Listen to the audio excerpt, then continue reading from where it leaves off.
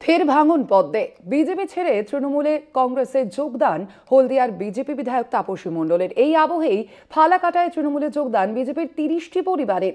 গোয়াবার নগর দক্ষিণাংশে তৃণমূলের বার্ষিক সম্মেলনে দলীয় পতাকা হাতে তুলে নেন যোগদানকারীদের দাবি, বিজেপির ধর্মের রাজনীতি সহ্য করতে না পেরে মুখ্যমন্ত্রীর উন্নয়নের খাতে নাম লিখিয়েছেন তারা।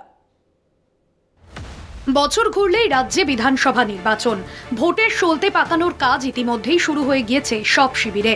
বিধানসভা ভোটের রণকৌশল ঠিক করতে এখন থেকেই আসরে পদ্ম শিবিরের নেতারা।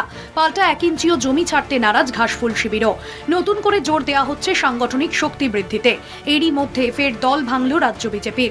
বিজেপি নেতা রঞ্জিত বর্মন সহ 30টি পরিবার যোগদান করে তৃণমূলে। নবাগতদের হাতে দলীয় পতাকা তুলে দিয়ে স্বাগত জানান ফালাকাটা গ্রামীণ ব্লক তৃণমূল কংগ্রেসের সভাপতি সঞ্জয় দাস। প্রত্যেকটি অঞ্চলে যত সম্মেলন হচ্ছে প্রতিদিন আমাদের তৃণমূল কংগ্রেসের পতাকা তলে বিজেপির কর্মীরা বিজেপি ত্যাগ করে আমাদের দলে যোগদান করছেন। যোগদান অব্যাহত আছে।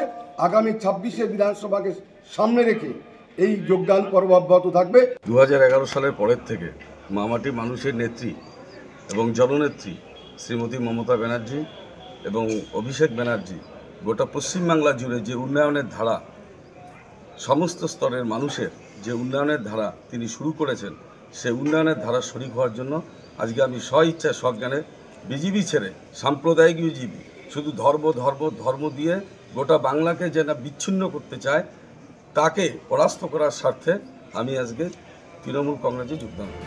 লোকসভা ভোটে সেই অর্থে ভালো ফল করতে পারেনি বিজেপি। 18 থেকে আসন কমে দাঁড়িয়েছে 12-তে। এই ঘটনায় স্বভাবতই বিপাকে বিজেপি নেতৃত্ব। ও বারবার করে ওই সব লোককে আমাদের পার্টি বারবার নজর রাখে।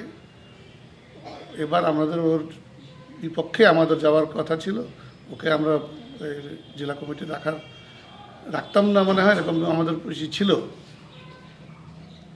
কেন ও বার্গেনিং যেভাবে করে আর লোককে আমাদের পার্টির সাথে ব্ল্যাকমেল করে, ওই জন্য ওকে আমরা বাইর করার ছিলাম। ও নিজে বাইর হয়েছে। উত্তর থেকে দক্ষিণ ক্রমশই শক্তিহীন হচ্ছে বিজেপি। সোমবার শুভেন্দুগড়ে ভাঙন ধরিয়ে তৃণমূলে যোগ দিলেন হলদিয়ার প্রাক্তন বিজেপি বিধায়ক তাপসী মণ্ডল। বিধানসভা থেকেই তৃণমূল ভবনে চলে যান তিনি। ফালাকাটার ঘটনাও বিচ্ছিন্ন নয়। রাজনৈতিক মহলের মতে বিজেপির ধর্মকে হাতিয়ার করে রাজনীতি মেনে নিচ্ছেন না সাধারণ সহ দলীয় কর্মীরা। আলিপুরদুয়ার থেকে অজয় শাহর রিপোর্ট, কলকাতা টিভি।